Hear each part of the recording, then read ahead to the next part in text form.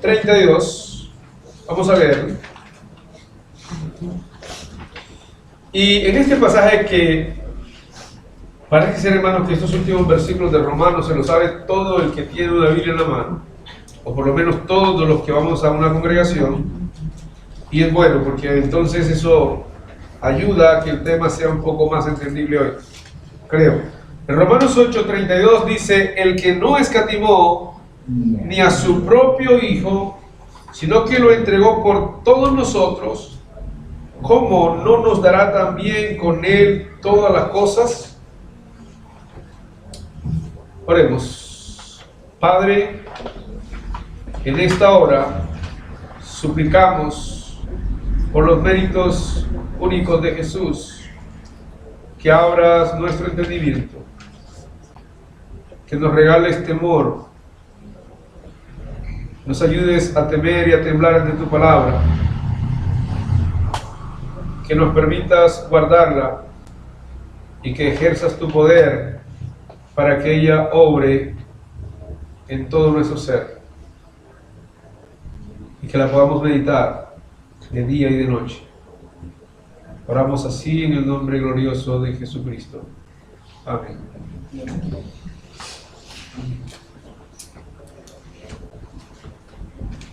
¿Qué es esto, hermanos? Dios dice aquí que el que no escatimó a su propio Hijo, sino que lo entregó por todos nosotros, ¿cómo no nos dará también con Él todas las cosas? Al hablar del sentir de Cristo, hermanos, y al hablar también en los temas anteriores de la obra perfeccionadora de Él en la vida del cristiano, este versículo, que es único en toda la Escritura, hoy debe ayudarnos a empezar a meditar asuntos, hermanos, que o estamos ignorando o los estamos dejando a un lado en nuestras vidas. Y para no meternos de una vez en la idea central, vamos a mirar la última frase que dice: ¿cómo no nos dará también con Él todas las cosas? Por allá nos encontramos en 2 de Pedro, una palabra que hemos leído más de una ocasión, que nos dice que todas las cosas que pertenecen a la vida y la piedad ya nos han sido dadas. Ahora, aquí está diciendo que parece que el paquete de las cosas que nos han sido dadas se puede agrandar, porque manifiesta que si no escatimó su Hijo, ¿cómo no nos dará? Parece que está tendiendo hacia el futuro, como a más cosas que podamos pedir y necesitar en el campo espiritual, hermano. El contexto aquí es totalmente espiritual. Si usted en su meditación personal lo quiere trascender a lo material, bueno, de pronto usted lo puede hacer en su relación íntima con Dios, ¿no? Pero en el contexto inmediato de todo lo que el Espíritu Santo persigue, desde el capítulo 6 en esta carta, o desde el capítulo 3 más bien, todo es espiritual, ¿sí? Entonces cuando dice aquí, ¿cómo nos dará también todas las cosas? Casi siempre la mente se va para el carrito y la casa que necesitamos, ¿no? Pero estaba más tendiendo a las situaciones espirituales. Podemos mostrar una antes de empezar a analizar para que ustedes se vayan dando cuenta. Por ejemplo, en el versículo 18 dice: pues tengo por cierto que las aflicciones del tiempo presente, está relacionando con cosas del tiempo presente, y las cosas del tiempo presente, o sea, de la vida aquí en la tierra, las está encerrando en el campo de aflicciones, no de satisfacciones, ¿sí? Entonces las aflicciones del tiempo presente no son comparables ¿con qué? Con la gloria venidera. Está trascendiéndolo al campo espiritual, que en nosotros ha de manifestarse. Entonces aquí hay una de esas tantas cosas que nos puede dar Él, y es la gloria venidera. ¿Algún día usted ha meditado en la gloria venidera? Ya lo hemos hablado. ¿Cuál es esa gloria venidera? El cuerpo que nos va a ser entregado. El cuerpo glorioso. Es decir, entonces lo que está haciendo el pasaje es que si no escatimó a su Hijo, ¿cómo no nos dará también otras muchas cosas más? Una de ellas, hermanos, es el cuerpo glorioso. Si usted sigue leyendo todo el capítulo 8, hay un montón de cosas más. Entonces, por ahora, hermano, volviendo a retroceder a la parte inicial del versículo, retomemos la idea: el que no escatimó a su propio Hijo, sino que lo entregó. Entonces, el sentir que hubo en Cristo, de despojarse a sí mismo, hoy lo vamos a meditar desde el ángulo de que no fue escatimado como lo único que la deidad era y tenía, porque pudiéramos decir, hermanos, que Dios alrededor de él tenía millares de ángeles y hubiera podido decirle a uno de ellos, baje, pero eso no era entregar algo valioso ni grande. Dios quiso demostrar lo mejor, por eso dice, de tal manera amó Dios al mundo. Cuando este versículo está diciendo esto, está diciendo que la mejor manera que Dios tuvo para demostrarle al ser humano, a toda la humanidad, el gran amor que Él tiene para con nosotros fue darnos lo mejor. Entonces, no en vano, esto nos deja a nosotros en una situación en la que debemos entender por qué Él nos pide lo mejor. ¿Comprende? Porque Él dio lo mejor. Si nos hubiera dado un ángel, hermano, estuviéramos peores que hoy día nosotros. Porque si dándonos a su único hijo, estamos en la situación a veces de rebeldía que estamos, ¿qué tal que nos hubiera dado un ángel? No lo hubiéramos apreciado tanto. Si no apreciamos el sacrificio del Cordero, en la manera que debíamos apreciar. Entonces, el que no escatimó, la palabra escatimó está diciendo, hermanos, que no midió con valor a Cristo, a su gran deidad, sino que miró con valor a nosotros. Y eso era lo que también nos decía el domingo anterior. Él nos miró a nosotros como superiores a Él mismo. ¿Se acuerdan de eso? Él nos miró a nosotros así, de para arriba. ¿Sí? No de para abajo, sino de para arriba. Y fue por esto que bajó a los pies de los apóstoles a lavar los pies de ellos. Yo no sé, hermano, si usted hubiera estado ahí esa noche y usted hubiera sentido lo mismo que Pedro, ¿verdad? Y se hubiera alborotado igual que Simón. No me vas a lavar los pies. Porque nuestra mente casi siempre piensa por un lado diferente al que piensa Dios, ¿no? Es casi siempre, ¿verdad? Ok. ¿Por qué Dios no escatimó, hermano? Y esto es lo que vamos a mirar en primera instancia. Y lo podríamos resumir en una sola frase, pero la frase no es tan sencilla. Y la razón de esto, hermanos, es que no había manera, hermano. Es decir, el pecado de la humanidad es tan grande, tan cruel ante los ojos de Dios, que no había manera de resolverle esa situación a los hombres. No hay forma. Y usted puede ver que todo el Antiguo Testamento está plagado de situaciones, de hombres, de sacrificios, de arrepentimientos, de manifestaciones de la gracia y de una cantidad de cosas, hermanos. Y dice el libro de Hebreos que nada de esas cosas pudo limpiar nuestro pecado. Nada de lo que ocurrió en tantos años de la ley pudo justificar al hombre. O sea que, repitámoslo, la situación de la humanidad era totalmente desastrosa para con Dios. Por eso dice Romanos, destituidos. Por eso dice Romanos eso. Destituidos de la gloria de Dios. Y esa expresión destituidos enmarca esa idea. No había ninguna solución, no había opción. Entonces, ahí es cuando la palabra no escatimó debe empezar a tomar valor en nuestra vida. Porque si ninguno de nosotros, que fuimos los que ofendimos a nuestro Creador, ninguno de nosotros hizo nada, y por más que intentaron, porque sí lo hicieron, sí intentaron, hermano, los hombres de la antigüedad intentaron hacer un montón de cosas para agradarlo, pero Hebreos dice, ninguna de estas cosas te agradaron. ¿Se acuerdan que lo dice así? Hebreos 10 dice, ni ofrenda, ni sacrificio, ni holocausto, ni esto, ni lo otro, te agradaron. Nada le agradó. Qué tremendo. Entonces cuando Cristo dice, he aquí que tengo Dios para hacer tu voluntad, quita esto para establecer lo otro. Entonces, Dios no escatima, hermano, porque es lo único que tiene y lo único que puede resolver nuestra situación. Era alguien con las características, las cualidades y todo lo que hay en Cristo Jesús. Y para que también extendamos la idea, recuerde esto, y ya lo hemos dicho, pero hoy, en el sentido de la predicación de hoy, para que lo entienda de la manera de hoy. Cuando usted se encuentre la palabra, que hoy también la leímos, la expresión el Hijo del Hombre, que muchas veces su cabeza queda como que volando, ¿qué es esto? ¿Qué significa? Y también se encuentre la expresión el Hijo de Dios. Usted se va a encontrar en Mateo, Marcos y Lucas, se va a encontrar la expresión el Hijo del Hombre. Y en Juan se va a encontrar la expresión el Hijo de Dios. Y en las cartas de Juan también, el Hijo de Dios. Y en otras cartas también. ¿Por qué estas dos expresiones, el Hijo del Hombre y el Hijo de Dios? Refiriéndose al mismo. Cuando el Hijo del Hombre venga con sus santos ángeles en su reino, ¿cierto? Y cuando se habla de la segunda venida siempre se usa la frase el Hijo del Hombre. Y el Hijo del Hombre no vino para ser servido. Pero en Juan usted encuentra la frase el Hijo de Dios. ¿Qué quiere decir esto, hermanos? Que en Cristo están completas las dos naturalezas. Hijo del Hombre, el verdadero hombre, el Hijo de Dios, el verdadero Dios. Todo en él.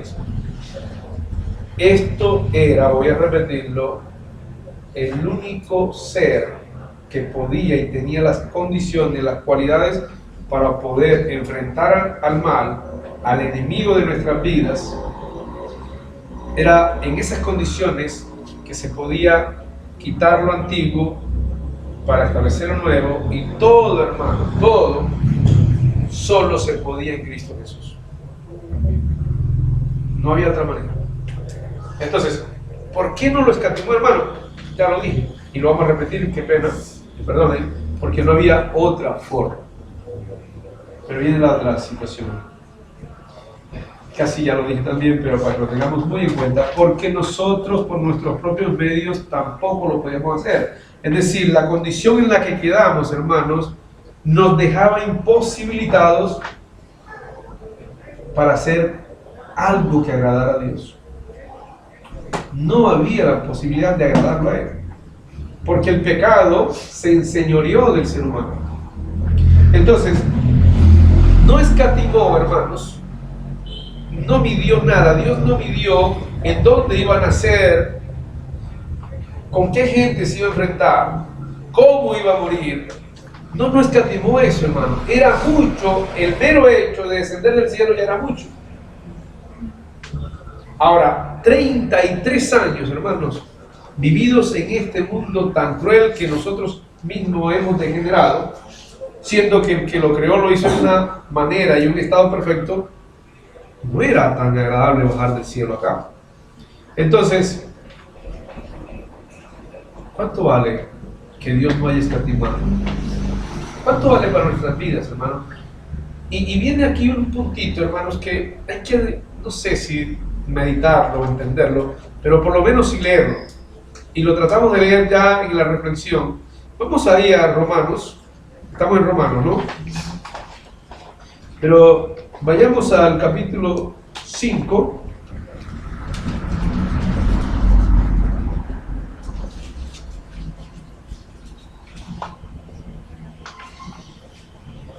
Dice el 7 y el 8. Ciertamente morirá alguno por un justo. Es decir, Dios hubiera tal vez dado algo de razón al querer venir si aquí en la tierra hubiera un justo, ¿no? Pero ¿qué dice ahí? Con todo pudiera ser que alguno osara morir por el bueno, mas Dios muestra su amor para con nosotros en que siendo que aún pecadores, o sea, la humanidad no había ni aún justos. No me acuerdo el pasaje ahora, hermano, pero hay un escritor que dice: miré entre miles y busqué entre miles de hombres y solo encontré uno. Dice Salomón. Y busqué entre miles de mujeres y no encontré nada. Parece que está hablando de Cristo Jesús. Porque, ¿o quién más? Por allá en Apocalipsis dice, hermanos, que en el día final se va a abrir este libro, que yo no sé en qué condiciones estará allá, el gran libro de la ley de Dios se va a abrir en el día final. y en el momento de abrirlo se va a buscar a ver quién es digno de abrirlo. ¿Y qué va a pasar, hermano? Ni siquiera un ángel será capaz de abrirlo. La palabra dice, ¿verdad?, que el único que se halló digno de abrirlo fue el Cordero. Él, aún en el cielo, estando ya nosotros en la gloria, Él seguirá siendo el único digno. Entonces, puntualicemos esto aquí, hermanos. Él vino acá a nuestra tierra querida porque había gente buena. No, porque Dios quiso demostrar su amor. Y aquí vamos a enlazar esto con lo que sigue, con la siguiente historia que ustedes conocen. Creo que la conocen. Sí, la conocen varios. Que cuando Dios desciende para destruir la ciudad de Sodoma y Gomorra, Abraham intenta hacer un negocio con Dios. ¿Se acuerdan del negocio que hizo?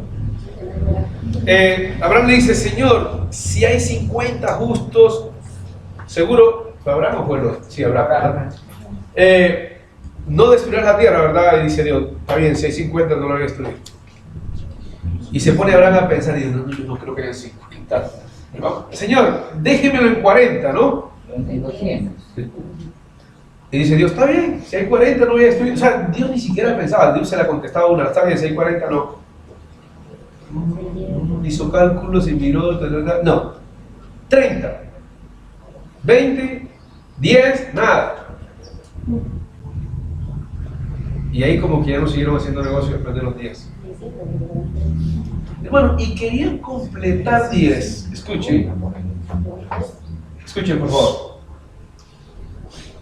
Querían completar 10 y la dama de Lot se le da por mirar hacia atrás. Ya quedan menos. Y luego las 3 hijas de Lot con las que salieron. Ni aún si hubieran 50. Ahora, ¿por qué estamos mostrando esto, hermano? Porque en verdad Dios podía ser, estuviera Abraham negociando con Dios hasta hoy y no iba a encontrar la manera de que así fuera por uno, Sodoma y Gomorra se salvara. Traigamos eso a colación hoy, hermano. Miren la situación hoy. ¿Cuánto justo cayó ahí? Es diferente, y esto es lo que vamos a meditar hoy. Miren el versículo 1, donde está ubicado, ahí en Romanos 5. ¿Para qué ha servido que Dios no haya escatimado a su propio Hijo? ¿Qué dice el versículo 1? Justificados pues por la fe, tenemos paz. Ya fuimos, ¿qué? ¿Qué significa justificados, hermanos? Justificados significa declarados justos. ¿Entendieron? Usted va a encontrar la palabra limpiados, santificados y justificados. Estamos en el término justificado. La palabra justificado implica, hermano, escúchelo bien, que Cristo, cuando usted obedece el Evangelio, por Él haber muerto por usted y por usted creer en su sacrificio y obedecer a ese mensaje, entonces Cristo le dice al Padre, Él es justo. O sea, usted es declarado justo. Ese texto, hermano, de Romanos 3, 11, 9, que dice, no hay justo ni uno, ya no cae sobre usted. Porque ya usted ha sido justificado en Cristo Jesús. Pero es lo que vamos a meditar hoy. Aquí es donde va a retomar valor el hecho de que Él no haya escatimado ni a su propio Hijo. Entonces vamos a meditarlo así, hermanos, de la siguiente manera. Vamos a ir al capítulo 8 nuevamente, al versículo 31. Dice, ¿qué pues diremos a esto? Si Dios es por nosotros, ¿quién contra nosotros? Quiero recordar una vez más, lo voy a repetir porque se hace necesario, debido a que su mente tiende a irse donde no es.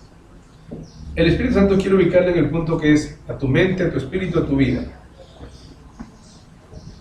Si Dios es contra nosotros, si Dios es por nosotros, ¿quién contra nosotros? quiero recalcar, hermano, Dios quiere hacer un énfasis aquí. No está hablando de lo material. Ok, si usted cree que es en lo material está bien, pero recordemos algo. Si fuera lo material, a Jesús nadie lo hubiera tocado. A Jesús nadie lo hubiera tocado. Si fuera lo material, Pablo no dijera, he sufrido naufragio tantas veces, he estado en peligro de ladrones cuántas veces, he sido azotado, he estado en ayuno, en peligros de los de mi nación, en la cárcel tantas veces, he sido azotado. ¿Sí lo han leído, verdad? ¿Y cómo termina la vida de este caballero que hablaba de estas cosas? Termina decapitado. ¿Es así? Él dice, el tiempo de mi partida está cercano, yo voy a ser sacrificado. Le dice Pablo a Timoteo. Y parece ser que ninguno de los apóstoles murió de la mejor manera, Y el énfasis se hace, hermano, también porque hoy se mide la vida de un servidor de Dios si todo materialmente le funciona bien. No se mide la vida de un servidor de Dios de esa manera. Pablo dice, ¿ustedes quieren que yo demuestre porque yo soy un ministro de Cristo mucho más que otros? Entonces él dice en 2 Corintios 11, a partir del 22, él dice, ¿son ministros de Cristo? Yo más. ¿Y por qué soy ministro de Cristo más que ellos? Porque he estado en cárceles, en tumultos, en esto.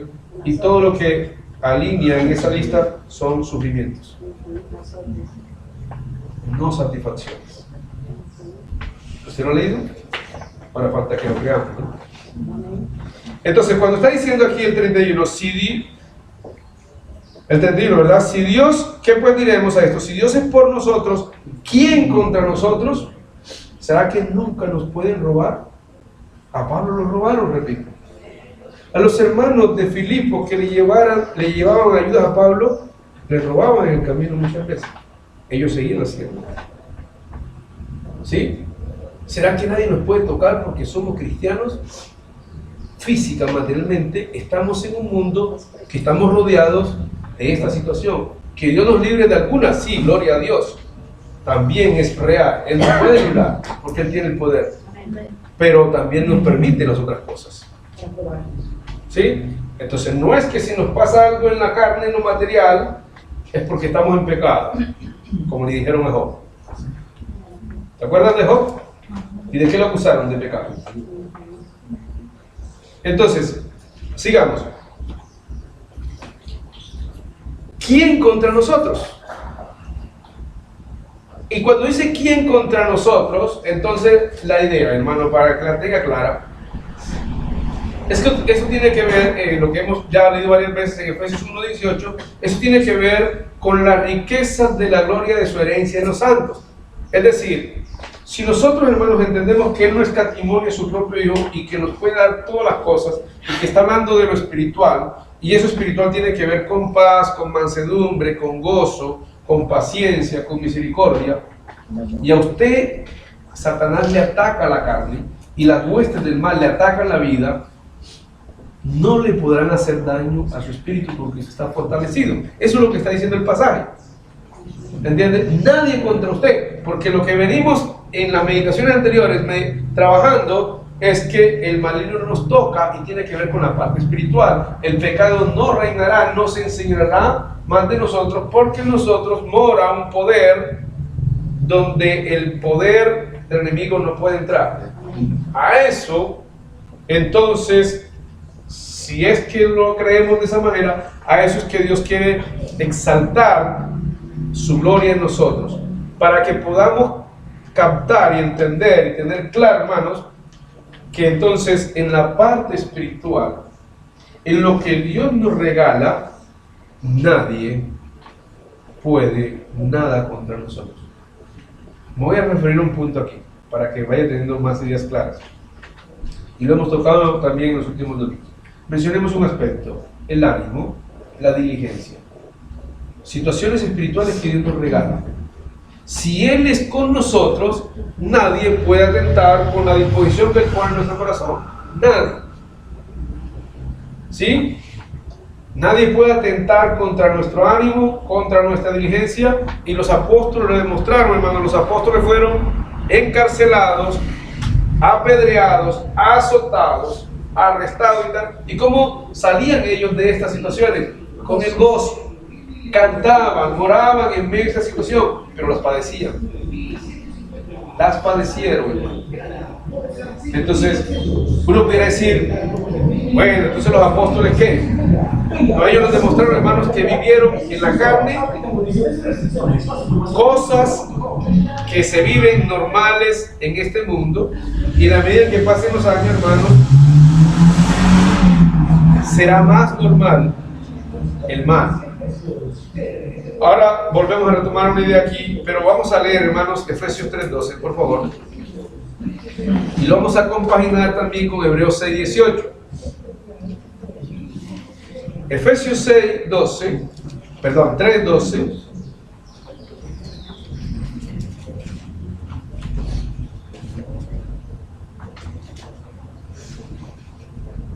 Dice el pasaje, en quien tenemos, escuchen, seguridad y acceso con confianza por medio de la fe en Él. Leamos el 13, póngale cuidado, por lo cual pido que no desmayéis, ahora mírenlo, a causa de mis tribulaciones por vosotros, las cuales son vuestra gloria. Entonces, el apóstol está diciendo, mire, conforme al versículo 11, miren el versículo 11, conforme al propósito eterno de Dios, de hacernos santos, puros y sin mancha, tenemos seguridad, hermanos, y acceso con confianza por medio de la fe. O sea, tenemos la seguridad de que Dios va a lograr a nosotros la perfección que Él quiere lograr.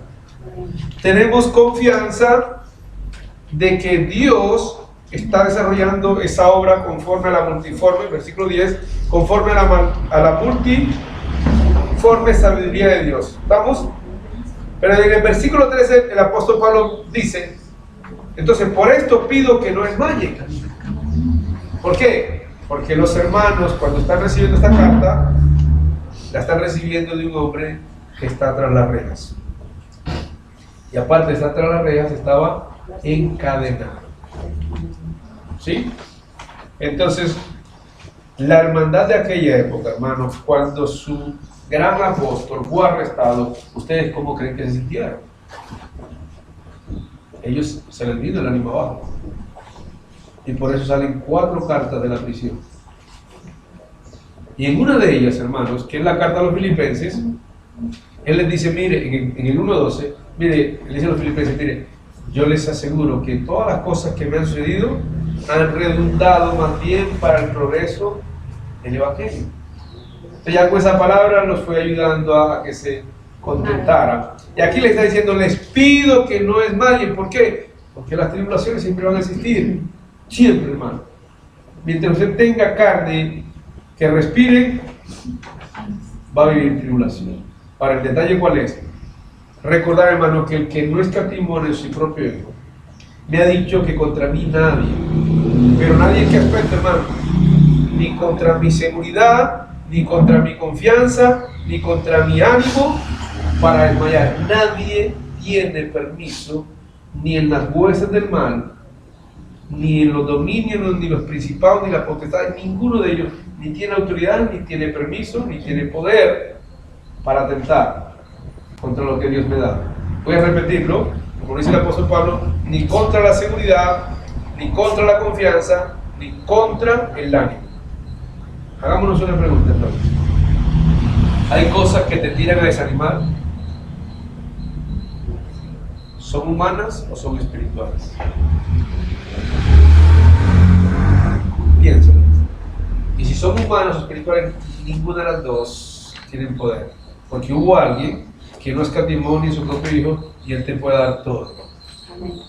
Todo el poder para que tu seguridad y tu confianza se mantengan en un buen estado. ¿Estamos?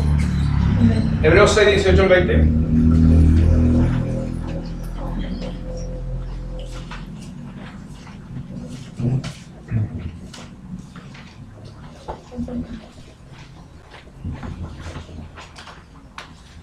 Vamos a leerlo desde el 17, que tiene el inicio de la idea, o la segunda parte de la idea, pero nos sirve. Hebreos 6, 17 al 20.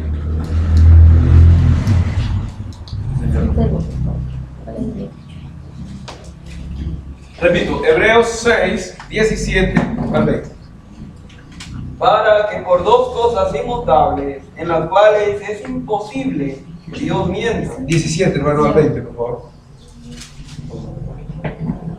Por lo cual, queriendo Dios mostrar más abundante a los herederos de la promesa la inmutabilidad de su consejo, interpuso juramento para que por dos cosas inmutables, en las cuales es imposible que Dios mienta, tengamos un fortísimo consuelo los que hemos acudido para asirnos de la esperanza puesta delante de nosotros, la cual tenemos como segura y firme ancla del alma, y que penetra hasta dentro del velo, donde Jesús entró por nosotros como precursor, hecho sumo sacerdote para siempre, según el orden de Melquisedec. Amén. ¿Qué nos está diciendo esta poderosa palabra, hermano? Nos está diciendo un montón de cosas profundas y grandes. Que Dios, para que la promesa fuera creíble, ¿qué hizo Dios? Interpuso juramento por él mismo. ¿De qué está hablando, hermano? De la promesa de la vida eterna, de la promesa de nosotros llegar a ser como Cristo, que es la esperanza de la que habla allí. Para que eso se cumpliera, Dios interpuso juramento por él mismo. En otras palabras, Dios le prometió a la humanidad, jurando por él mismo, que iba a cumplir. ¿Eso qué quiere decir? Que aun si no hubiera jurado, el hecho de haberlo dicho Dios ya daba garantías de seguridad. Pero interponiendo juramento, hermano, ¿cómo queda ahora? Entonces está diciendo que nos dice ahí, por lo cual que, para que tengamos un fortísimo consuelo. Entonces, miren, no fue el hecho único de no escatimar a su propio Hijo, sino, repito, que nos quiere dar más cosas. Y esas más cosas aquí tenemos varias. Una, Él juró por sí mismo. Dos, hizo un pacto como hizo un pacto inmutable, eterno, y nos da a nosotros un fortísimo consuelo. Versículo 18, mire cómo termina el 18. Para que nos agarremos, hermanos, de la esperanza. Y aquí viene el otro punto, hermanos. Tenemos una esperanza que luego por allá en otras cartas nos dice que es una esperanza como viva. Entonces vaya sumando las cosas que además de Dios no escatimará a su propio Hijo, también nos dará y nos está dando. Nos da seguridad, confianza, juramento por sí mismo, promesas inmutables, un pacto eterno y una esperanza viva y un fortísimo consuelo. De tal manera, hermano, que dice aquí el 19, esto se convierte en ¿qué? En el 19, esto se convierte en una segura y firme ancla del alma nuestra. O sea que nuestra alma, hermanos, está más asegurada que la herencia que usted está esperando. ¿Sí? Acá en la tierra. El alma del cristiano, por el hecho de que Dios no escatimó a su propio Hijo y por el hecho de que Él ha prometido darnos un montón de cosas más, tiene toda la garantía, la seguridad y la fortaleza de que nadie, hermano, la arrebatará de la mano de Dios. Por eso Él dice, mis ovejas son mías y nadie me las arrebata. Y por ahí en Colosenses dice que nuestras vidas están ¿qué? Escondidas en Cristo. Y si Cristo las tiene escondidas, ¿dónde las tendrán metidas? Yo no sé. Bajo sus alas debe ser. ¿Y quién las va a sacar de ahí? Nadie. Ahora viene la pregunta, hermano. ¿Y por qué hay ciertas ovejitas que a veces salen? Medítelo. Piénselo. ¿Por qué a veces queremos buscar pasto por otro lado? Piense eso. ¿Por qué será que se nos cae el ánimo? Avancemos. Volviendo a Romanos, la otra pregunta que lanza el Espíritu Santo ahí, y esta sí que da pie para meditarla más todavía que la anterior, no sé. En el versículo 33, surge otra pregunta, hermano. Ya dice, ¿quién contra nosotros? Ya dijo, ¿cómo no nos dará también las otras cosas que nos vamos a tocar al final, otra vez?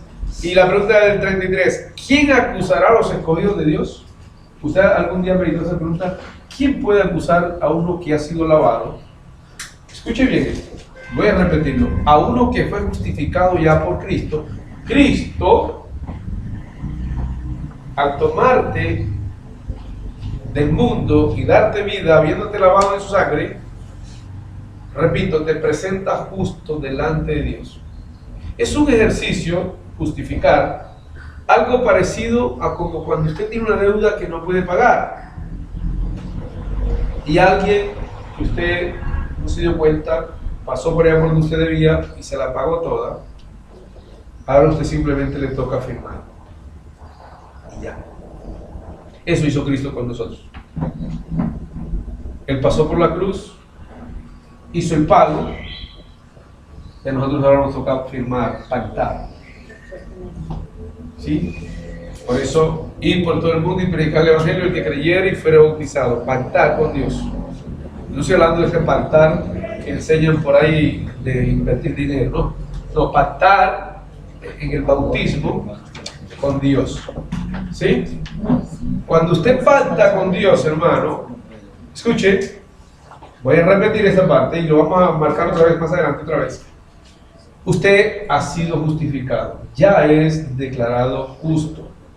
Entonces viene la pregunta, hermano, si usted es declarado justo, escuche bien, ¿quién tiene autoridad aquí en la tierra para acusarlo a usted? Nadie. Ahora, miremos lo siguiente. ¿Por qué acusamos a veces? Piensen. Porque aquí va entendiendo lo de tirarle las perras a los cerdos. ¿Por qué? Porque si en usted está el Espíritu de Dios y en mí está el Espíritu de Dios, y usted ha sido justificado ya ante Dios, y yo hablo mal de usted, ¿qué estoy haciendo? Entonces, por eso hay un pasaje por ahí en Santiago que dice: el que murmura de su hermano, murmura de la ley de Dios. Prácticamente está murmurando de Dios. ¿Entiendes? Entonces, mira la pregunta bien. Mírala bien el 33. ¿Quién acusará a los escogidos de Dios? Miren cómo termina. ¿Cómo termina? Si Él fue el que nos hizo justos, Él fue el que nos declaró justos, entonces ¿quién en la tierra tiene permiso, autoridad para acusar a alguien que ya fue justificado? Nadie. Nos hemos tomado ese atrevimiento, quizás por ignorancia, ¿verdad? Quizás por nuestra carnalidad, pero es para que lo vayamos ya meditando. Ya, si no lo sabía, vaya meditándolo, que ni usted ni yo tenemos permiso para acusar a nadie aquí en esta tierra. Ahora, aquí viene el asunto, hermano. ¿Qué pasó con los que acusaron a Jesús? ¿Qué pasó con los que acusaron a Esteban? Yo no sé qué habrá pasado. La verdad no sé. ¿Qué pasó con los que acusaron a los apóstoles? Tampoco me dice la palabra qué pasó. Pero por ahí un pasajito que salió de labios de Jesús donde él dijo: el que me haga algo a uno de estos niños, a mí me lo hace. ¿Lo has leído? A cualquiera, no se refiere a unos cuantos, ¿eh? A cualquiera de sus hijos más pequeños, y ahí creo que estoy yo metido. Usted también está metido ahí, ¿no? Entonces cualquiera que se atreva a acusarlo a usted, se lo está haciendo a Cristo, porque Él fue el que lo justificó a usted. Él fue el que lo declaró justo a usted. Entonces mire, volvamos a retomar el punto de partida. Si no escatimó a su propio Hijo, mire otra cosa que nos ha dado. Nos ha justificado y no permite que nadie se meta contigo. Y la verdad, hermano, no sé si lo han visto. Me ha tocado tristemente verlo. Gente en el cristianismo que acusa a otro, juzga, le vienen unas situaciones. ¿Quién es el que condenará? A ver, si no tienen permiso para acusar a un hijo de Dios, ¿quién lo puede condenar? ¿Qué dice? Cristo es el que murió. Y recordemos una vez más, recordemos, hermano, el mismo que tuvo a tantos pecadores enfrente, Cristo Jesús, ¿qué les dijo a todos los pecadores que tuvo enfrente? ¿Qué les dijo? No te condeno, ¿cierto? Así les dijo, no te condeno. A la que fue cargada de pecado y derramó un perfume a sus pies, le dijo, tus pecados te han sido perdonados. Y en todo el que iba, hermano, con su carga inmensa de pecado, le repetía la misma dosis. Tus pecados te son perdonados. Ve en paz. El que justificó fue ¿quién? El que murió y resucitó fue ¿quién? Y no condena. Y no acusa. Parece ser que este papel es de otro ser, ¿no? De acusar. Ok. Entonces, ¿qué tanto valor tiene que Dios no haya escatimado a su hijo? Nadie te puede juzgar, hermano. Nadie te puede condenar. ¿Y cómo lo dice el mismo Romanos 8.1? Vaya a Romanos 8.1. Está en el 8, ¿no? Vaya al versículo 1.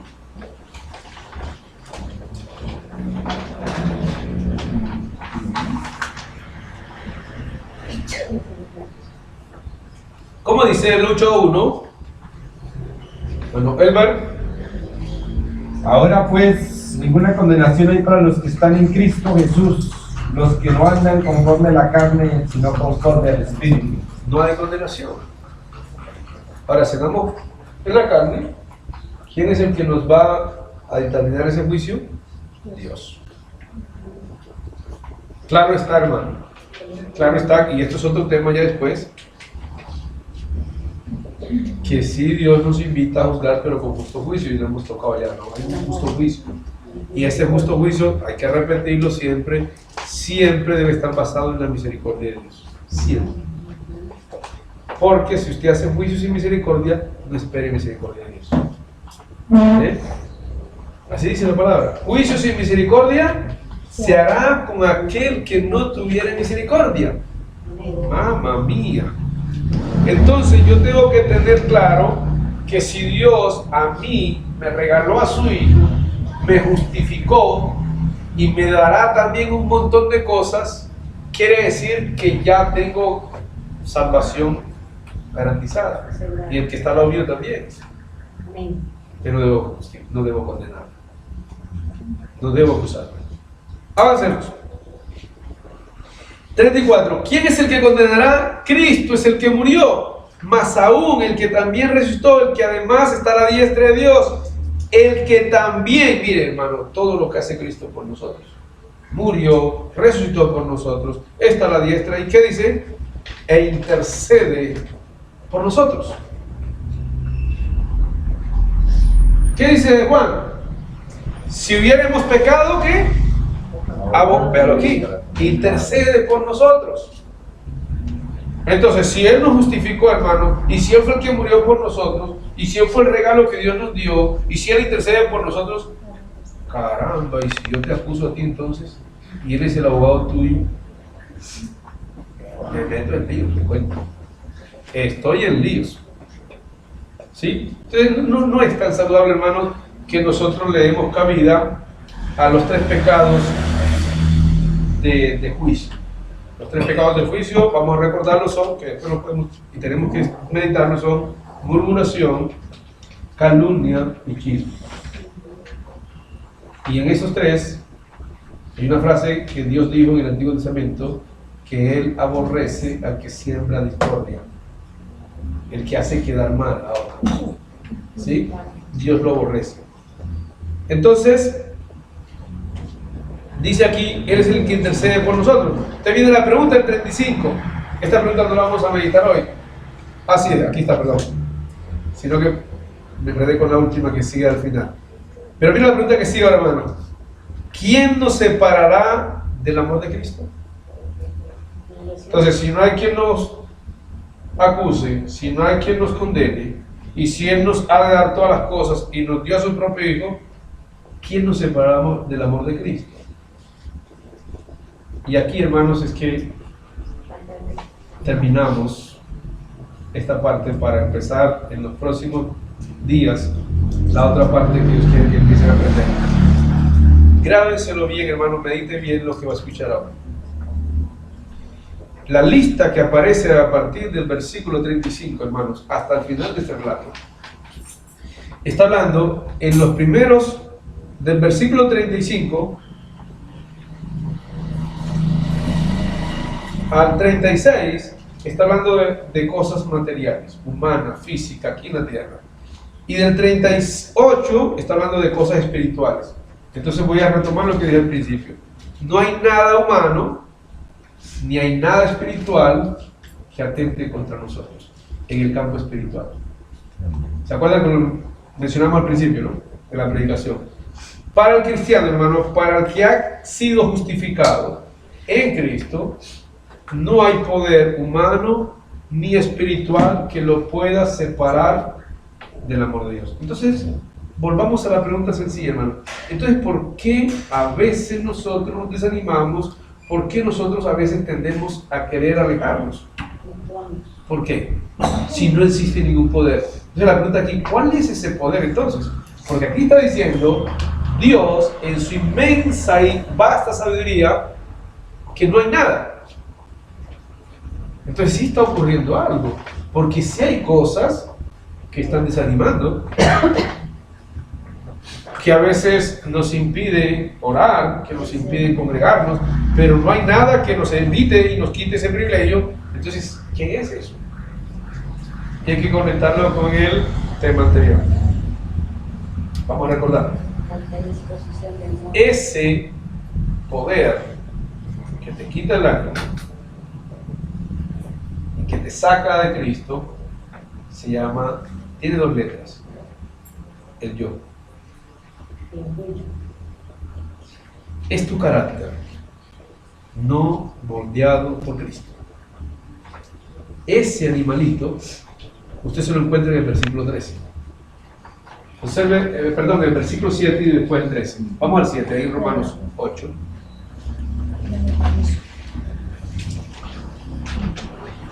Ahí está, el versículo 7.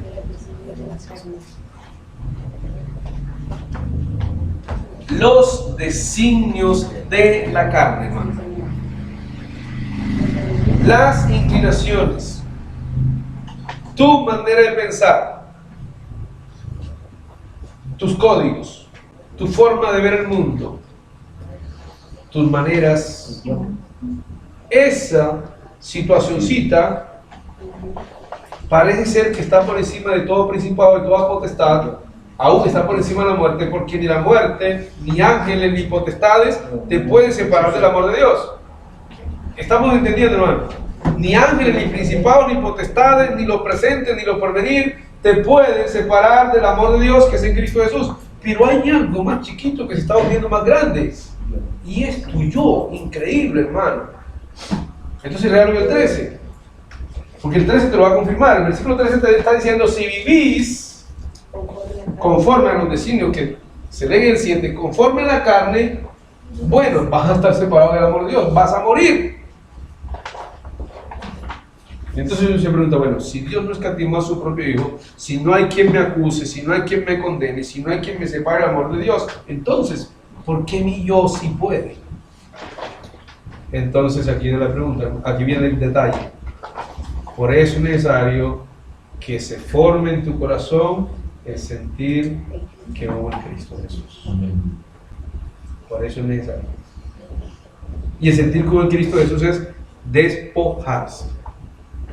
Ese es el sentir. Entonces, el yo, ese animal, está dominando tu ser, no te deja crecer, no deja que Cristo haga la obra. Ese ser, hermano, es más peligroso que en cualquier situación en esta vida. El Cristo te dice en esta mañana, vamos a retomarlo, y que es la frase que sigue, hermano. La del versículo 32, ¿cómo no nos dará también con Él todas las cosas? ¿Cuáles son esas cosas, hermanos? Entonces, mire por ejemplo el versículo 28, para que desprenda una idea de allí. Y sabemos que los que aman a Dios, todas las cosas... Oh, perdón, vamos a leerlo desde el 26 hasta el 28. Y de igual manera el Espíritu nos ayuda en nuestra debilidad, pues que hemos de pedir como conviene, no lo sabemos, pero el Espíritu mismo intercede por nosotros con gemidos indecibles.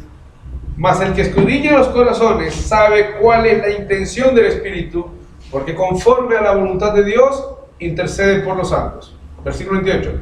Y sabemos que los que aman a Dios, todas las cosas les ayudan a bien, esto es, a los que conforme a su propósito son llamados. Entonces, ¿cuáles son esas cosas, hermanos? Vamos a mirar unas cuantas. Aquí en el versículo 26 hay una. Primera, el Espíritu nos ayuda. ¿En nuestra qué? Debilidad. ¿Le parece su poca cosa? Todas las cosas que Dios quiere dar, hermano. Una de ellas, la ayuda por parte del Espíritu Santo en nuestras debilidades. Segundo, ahí mismo, el Espíritu intercede por nosotros. Me estoy saltando una, pero es en este texto. El Espíritu, otra ayuda, hermano, me ayuda, y aparte el Espíritu Santo, ¿qué? Intercede por mí. Cuando tú estás orando y no sabes ni qué pedir, y te metes por un lado y te metes por el otro y no puedes, el Espíritu Santo sabe cuál es la intención de tu corazón y le está ya dando a Dios lo que tú quieres pedir y tú no te das cuenta. Pero porque Él está viendo tu verdadera y sana intención. ¿Sí? Esa intención, hermano, escúchala, mírala ahí, tu celular. Vamos a mirarla, en el 27. Mas el que escudriña los corazones sabe cuál es la intención. Entonces es importante que tengas claro con qué intención estás pidiendo algo. Devolvámonos al 16. Otra de esas cosas que Dios nos da, aparte de no haber escatimado a su Hijo, el Espíritu, hermanos, da testimonio a nuestro espíritu de qué cosa, de que somos hijos de Dios. Cuando a ti se te olvida, cuando te entra la duda por algún pecado que no has podido todavía controlar, ¿será que yo sí soy un cristiano? ¿Será que yo sí? Cuando el Espíritu le da testimonio a Dios, perdón, a nuestro espíritu, de que somos hijos de Dios. Y luego dice el otro versículo que si eres hijo también eres heredero. Y le va a decir un montón de cosas más. Pero mire, hermano, ahora sí el 28. Y con este vamos a ir a la parte final. Y sabemos que a los que ayudan a Dios, escuchen, todas las cosas. Perdón, y sabemos que a los que aman a Dios, aquí hay una condición, todas las cosas les ayudan a bien, esto es, a los que conforme a su propósito son llamados. ¿Qué está diciendo, hermano? Está diciendo, hermano, que de todas las cosas que Dios nos puede dar, esta es una de las grandes también. No digo la más grande, es una de las grandes. ¿Cuál? Que cualquier cosa que te haya ocurrido, mala o buena, si tú logras identificar el propósito de Dios, no mentiras, si te logras humillar ante Dios para que Él te muestre su propósito, todo lo que haya ocurrido, Dios le puede dar una vuelta tremenda y convertirte en un bien. Recordemos tantos ejemplos, si quieren voy a mencionar uno. Job. Todo lo que le aconteció a Job, hermano, 10 hijos murieron en un solo instante. Usted y yo sabemos que una enfermedad, solamente una enfermedad de un hijo nos descompone, ¿no? Una enfermedad fuerte. 10 hijos de Job cayeron en un solo instante. Sus bestias, sus ganados, todo. Y encima quedan 3 amigos que empezaron a visitarle, se turnaban y se ponían de acuerdo para juzgarlo, para acusarlo. ¿Y qué hizo Dios con la situación terrible que vivió este hombre. Le dio una vuelta, hermanos. Y luego, Don Job tuvo el doble de todas las cosas que antes tenía. ¿El doble? Sí, el doble. Por eso es que no le quitaron la mujer.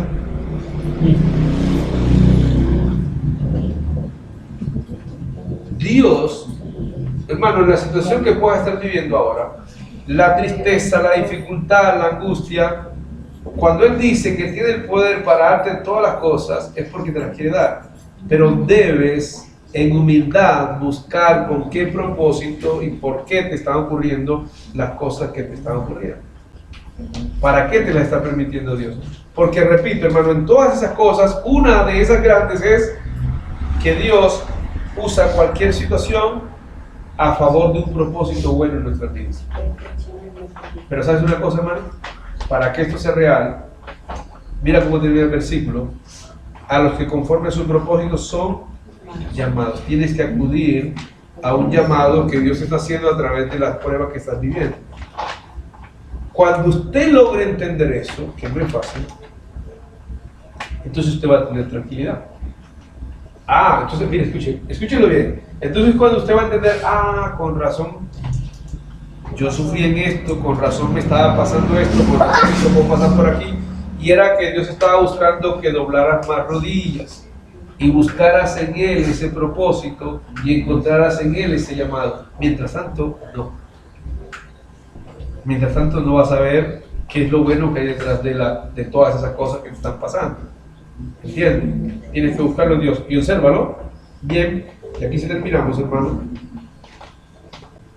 Obsérvalo aquí en esta frase. 37. Antes en todas estas cosas somos más. ¿Se da cuenta?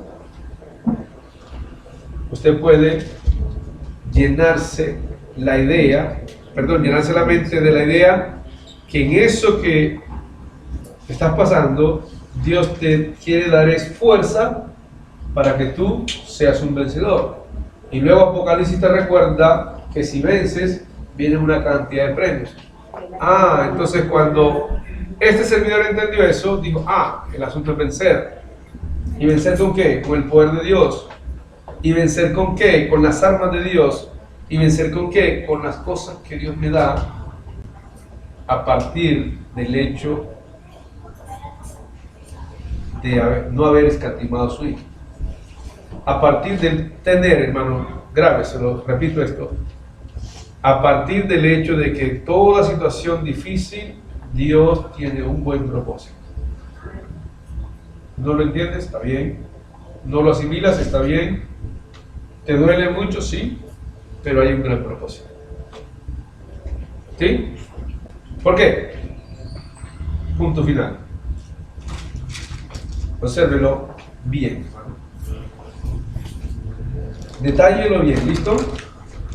Lea el 11 con el 39. Vamos a leer el 11 con el 38 y 39. El 11 dice: y si el espíritu de aquel que levantó de los muertos a Jesús mora en vosotros, el que levantó de los muertos a Cristo Jesús vivificará también vuestros cuerpos mortales por su espíritu que mora en nosotros. Entonces nos está diciendo, hermano, acuérdate que dentro de ti hay un espíritu que levantó a Cristo Jesús de los muertos. Ese mismo espíritu va a hacer un montón de cosas en tu vida. Y una de ellas, versículos 38 y 39, por lo cual estoy seguro de que ni la